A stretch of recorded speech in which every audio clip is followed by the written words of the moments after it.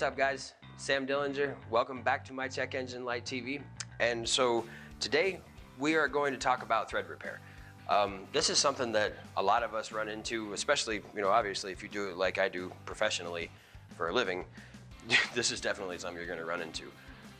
But this is more important for me to show the guys that do this just on the weekends, or you're just trying to do some repairs to your own car, your mom's car, whatever like that, because there's a really good chance at some point you're gonna strip a bolt, rip the threads out of a hole, find one that's cross-threaded, a bunch of different things like that. So I'm gonna show you 3 types of thread repair today, and then we'll get into rounded bolts and things of that nature later, broken bolts. Actually have some stuff for that too, but that's gonna be for a different day. Today, we're gonna focus on thread repair. This is common stuff that you could easily run into, like when you're trying to do brakes or something relatively minor on your car like that. So we're gonna start with the easiest one first. So this is just a steel bolt, and you see here, I actually, believe it or not, I actually hit that with a hammer like 7 or 8 times on a steel bench, and that was all the more it dented. Really blew my mind.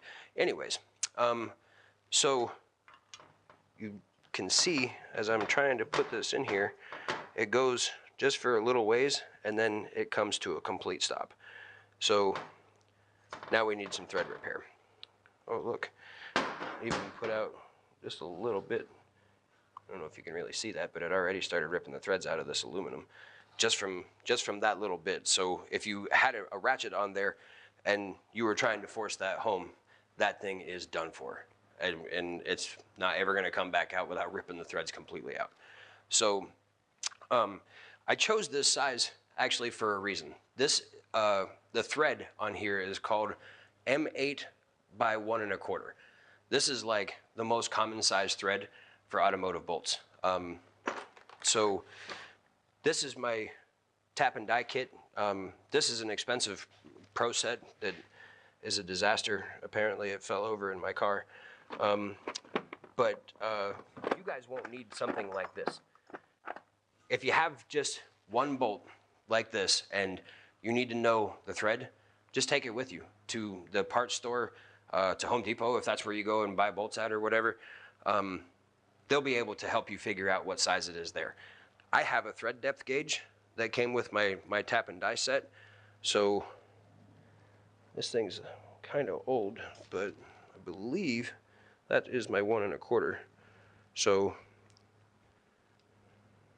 yeah, if you do happen to find a thread depth gauge and want to use it, you're going to want it to look like that. Get right in on that.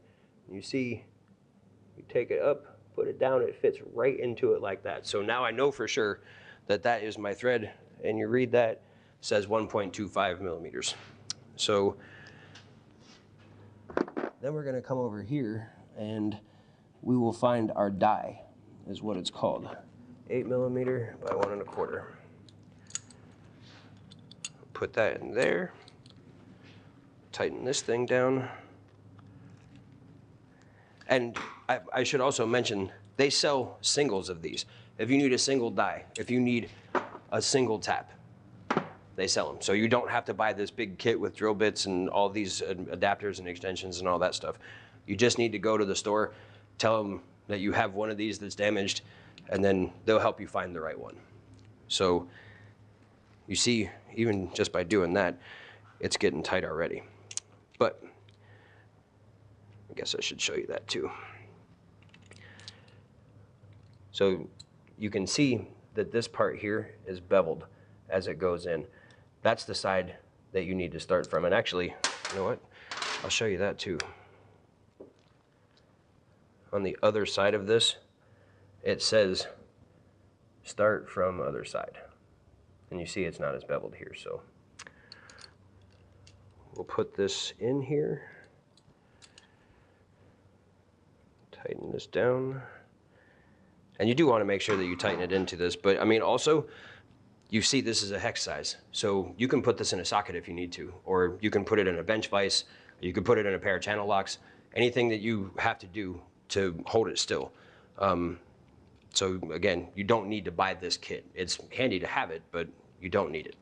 And then that's pretty much it. You just put it in and run it down.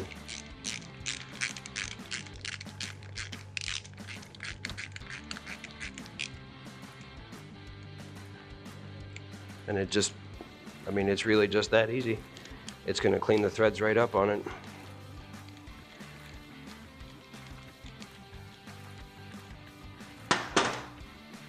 So now you can see right there where it's a little shiny right there, where I had smacked it with a hammer and it came through and cleaned it up. And that's the only sign of the damage left.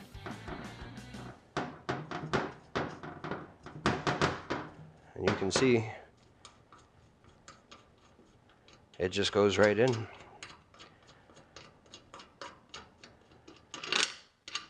That's how the bolts are supposed to work. So that is the first type of thread repair that we're going to look at today. If you have one that, who knows, maybe you was laying on the floor and you dropped something on it or whatever, and you just damaged the threads a little bit, that's how you clean it up. And if you see that, don't be afraid of it. You could even go and get a new bolt if you need to, but sometimes you can't find the specific bolt that you need.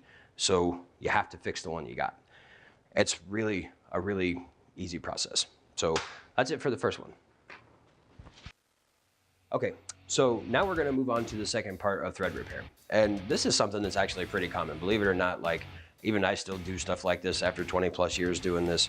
And sometimes you're in a hurry, you're just not paying attention, whatever, you grab a bolt that looks pretty similar to the bolt that you had to begin with. Wait, that's the wrong size. And you start putting it in, and it turns out that it is the wrong thread. And you can see right there that that is not the right thread, but if you look at it, it looks really close. So, I mean, you just grab one, you're not paying attention, and you can see it even threads in a little bit, and then comes the bad part. Then you grab this, and you really start tightening it down.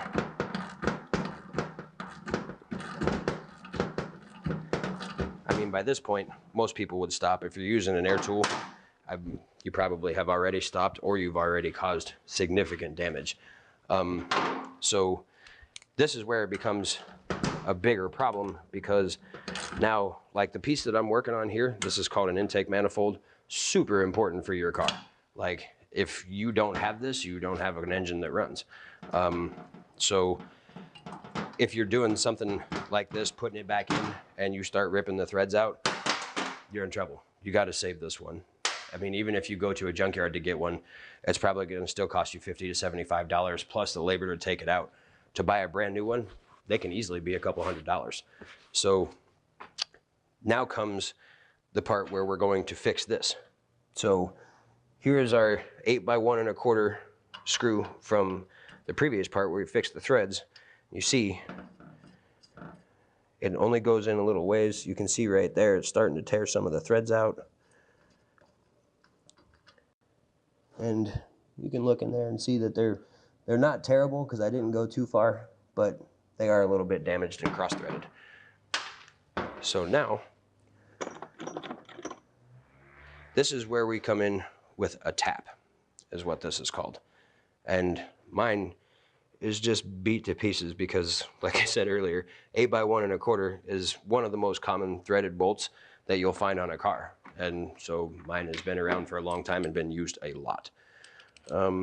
So we'll put this in here.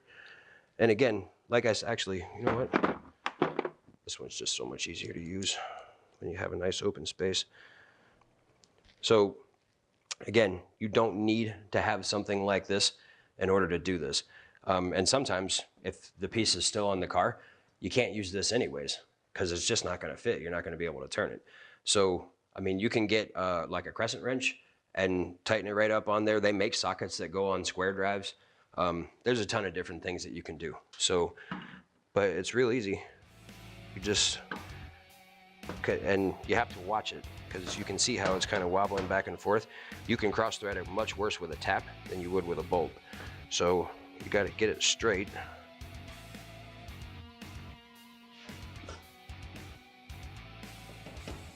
There we go. And then, and if it starts getting tight, then start going back and forth with it. And that will actually break off the threads that it's cutting inside and allow you to move back and forward. Because one thing I can tell you for sure, if you break this tap off in whatever it is that you're trying to put new threads or fix the threads in, you're in serious trouble. You're done. You may as well just stop and go buy a new one, because when this breaks off, this is hardened steel, it's almost impossible to get out. I have done it successfully a couple of times in my career. It is not easy to do at all. So there, you see, we got a little pile of shavings that came out there from cleaning out the threads. So now you can see there that we got nice clean threads there, and we have the right size screw that goes in it. And just like that, comes right in and out, no problems at all. So again, just like the other one, you can see this is a really simple process. And if you're doing something like this and you rip the threads up like that, even though it's going to be a lot more work and more of a pain, stop and take this off and just be able to work on it out here somewhere, so that you have the time, you have the room to make sure that the repair gets done correctly. Because now, if you had done this and now you've got it fixed, now you can just put it back together. Instead of the additional money, losing time to go find parts, it takes you maybe an hour or two longer, but now it's fixed, and this is solid. You're not going to have any problems with this. You can just put this back on the car, go on about the rest of your repair, and you're good. So that is the second part of what we're talking about for thread repair. And now for the final part, this is going to be the part where most people would panic at. So we're about to take a look at that. All right, guys. So now we are down to the third part that I'm going to show you for thread repair today. And this is the worst one. So this is what happens when you, well, like what I did with it. I used my 1/2-inch impact and a socket and drove it down and just kept hammering on it, and it just rips the threads right out. Which, if you've ever used air guns before, it's not hard to overpower it. With a steel bolt and an aluminum intake or aluminum receptacle, I guess, for lack of a better term, the steel's going to win every time. You're just going to rip the threads right out of it. If it's small enough, you might break the bolt off in there, but I mean, on something, you know, with a shank like that, you're not really going to break it. You're just going to destroy the threads. So this is what you're left with. As you try and tighten it, loosen it up, it's not really going to come out, and as you try to tighten it, it's just going to keep spinning. And you can see that there's already pieces of aluminum coming off there, so these threads are destroyed.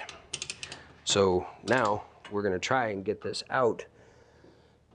I'm going to try and make a little bit of room there. Yeah, okay, so what you got to do is try and get something to start putting any kind of upward pressure on it. Once you can start putting some upward pressure, you will be able to start getting the bolt to come out. And then, since we don't want to break the tip of my pocket knife, we'll put that down and use a screwdriver.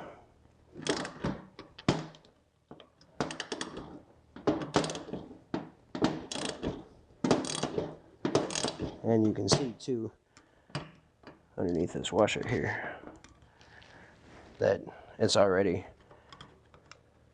just spitting out all kinds of aluminum. All that stuff used to be the threads.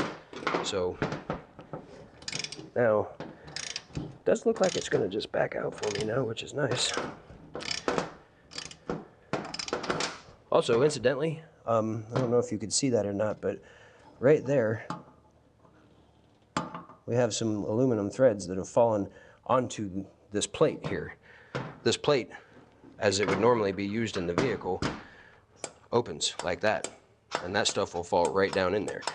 So make sure that you pay attention to that too, just because for what we're doing here, we don't want to cause any additional problems, right?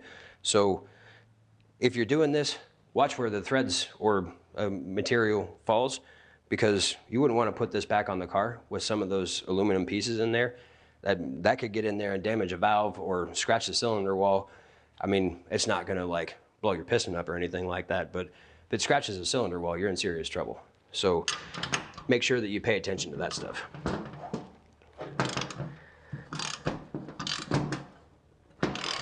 Come on, get out of there.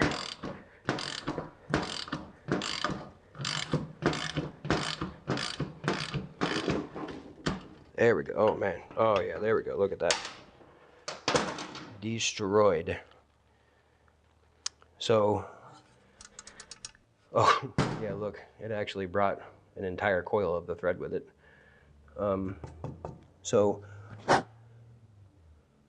now I'm going to try and look into this and see if you can see that, like right there at the very beginning, there's like a thread, but the rest of the way down in there, it's just trashed. This one too, I did this one, and you can see it a little better. It's just destroyed versus that where the threads are fine. And what that causes then is your bolt just kind of like free floats in there. It's never going to tighten down. It's never going to hold. Now, we need to have threads in there. You got to have them there, obviously, to be able to hold on to the engine correctly, to be able to tighten this, especially on something like this on an intake manifold. If it's not tight the whole way across, you're going to have a vacuum leak, drivability problems, all kinds of bad stuff, check engine lights. So that's where this guy comes in. This is a helicoil kit, and this is a lifesaver for stuff like this. You can buy this at the parts store. It's $30. Believe me when I tell you, this is the best $30 that you'll ever spend in your life if you have a problem like this. So in the interest of not perforating my skin, on camera at least, I destroyed this package off camera just in case I was going to puncture myself. We should put that away actually, because I have a terrible habit of puncturing myself if there's something sharp laying around.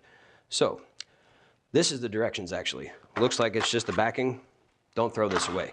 This has all of the information in it on how to use this. I'm going to show you how to do it right now, but it's good to have the directions on there step by step. It'll show you everything in there that you need.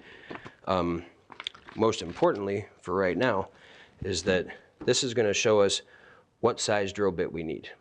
And this is for the thread that we're trying for. Remember I told you this bolt is M8 by 1 1/4. And it says that right here. And then we have, for the drill, you have the metric and the fractional. For metric bits, I don't even know where you would get an 8.3 millimeter bolt, or not bolt, drill bit. I don't know if I've ever seen one. But the fractional kits are everywhere. And that's what this is. You can get this at Home Depot, and you can buy just the single size that you need too. You don't have to go and buy a whole kit. I use a lot of drill bits, so it's handy. But you'll see the sizes are listed right on here, and on our paper over here, it says we want 21/64, and that's what we got right here. So we're gonna dig that guy out of there, and we'll put this aside. So the purpose of this is, now we've ripped these threads out. The diameter of this hole is now slightly bigger than what it used to be. So we can't just use a tap and put threads back in there. The threads, as you can see from the trash on the bench, have actually been removed. So what we're going to do is drill a slightly larger hole, and then we're going to use our tap that comes with this kit, which is why these kits are so great and worth the money, because it comes with all of the pieces you need except for a drill bit. So this is the tap, and once we put those threads in, now comes your actual helicoil. So this is actually, a helicoil is actually a thread insert. So what we're gonna do with this, we're gonna put this in there, and then the bolt will go into that. Now we have the actual exact threads that we started out with, but back in there where it needs to be, right? So here's what we're gonna do. Here's our drill bit. And for this, I mean, actually, now that I'm thinking about it, I don't know if you could do this by hand. I mean, I've personally never tried, but probably not on steel, as I'm thinking about it. Steel would suck. I don't think you could do it that way. On something like this, where it's out in the open and it's just nice soft aluminum, you might actually be able to drill it by hand. It would be a real pain, but if you didn't have access to a drill, you probably could do it. But I would definitely recommend finding a drill somewhere. If you can't buy one, sure, but someone you know probably has one you can borrow.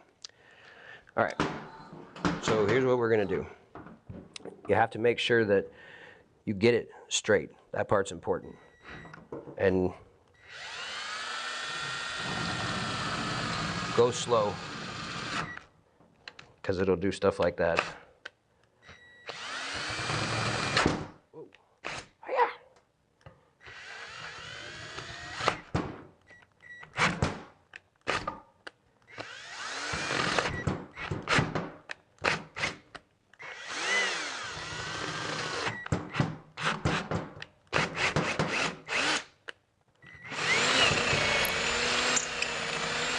Okay, now, nice and shiny. Brand new aluminum in there. Right, move this stuff out of the way.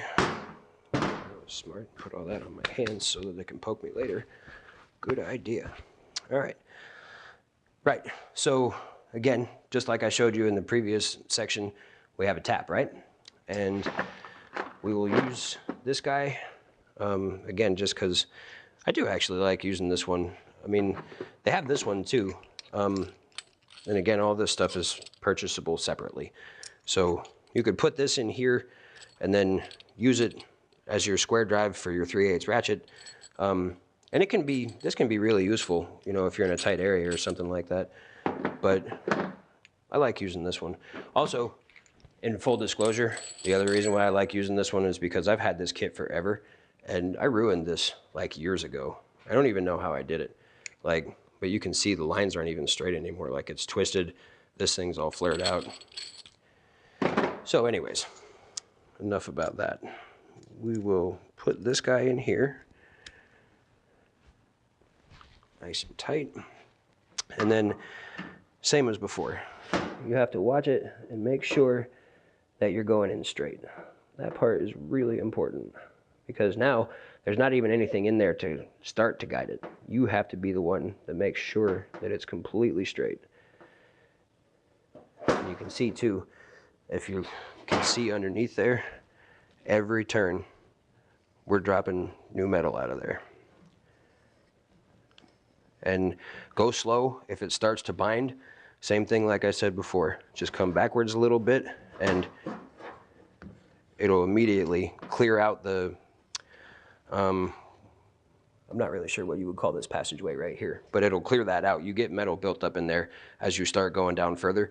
So if it binds, just go backwards a little bit. That'll clear that out and allow all that metal to fall right out of there. And then you can go right back forward. So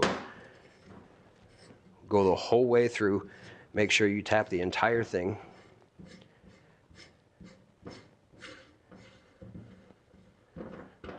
It's nice when it spins like that. That's always the sign of good threads. So, ouch, that was a really bad idea. Yeah, you see all that stuff that gets stuck on there. And now we have some nice clean threads in there. So, oh, actually, you know what? I completely forgot. This is one of the reasons why I love these kits so much with this particular style of tool. This thing is awesome because it does this.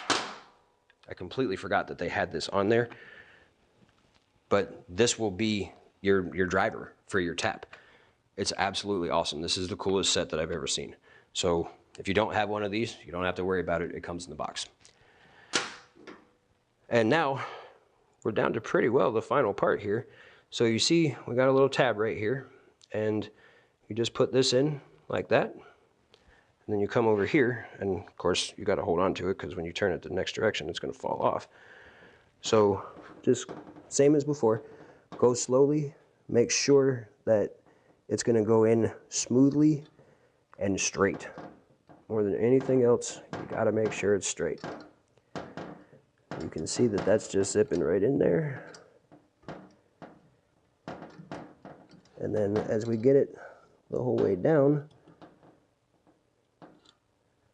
right, now you can see nice and flush right there.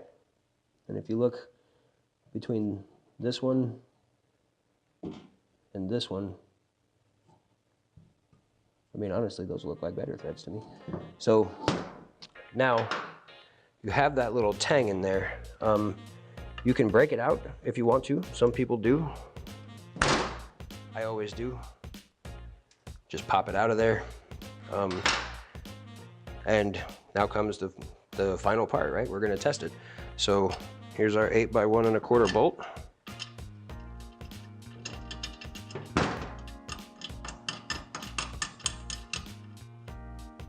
And boom, there you go. And now you can actually tighten it up, and it tightens. And when you loosen it,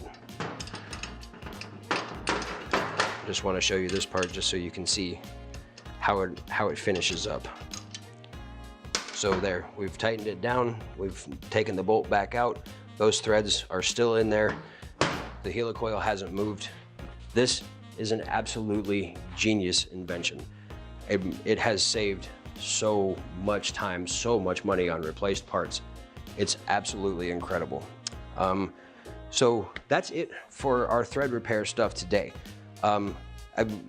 Pretty soon, actually, we're gonna get into like what happens if you round off the head of a bolt. What do you do if you break one off? A bunch of different things like that. Like there's so many different things with fasteners that can go wrong. And I want to be able to show you guys what to do if you find yourself in that situation, because this is a lot of what turning wrenches on your own stuff or professionally or whatever, this is a lot of what it entails. You have to fix the things that you're fixing. So anyways, that's what we got for today, guys. Thanks for tuning in. Make sure you come and check us out, mycheckenginelight.com. Check out all the rest of our episodes. Make sure you come visit us on cloudnetworktv.com. We have 4, I think, episodes up there, and we'll have a new one coming out every week for at least the next year. So also, if you have anything that you would like to see in a video, come in and email me on the website. And I would love to do some fan suggestions. That would be fantastic. So that's it for us today, guys. Thanks for tuning in.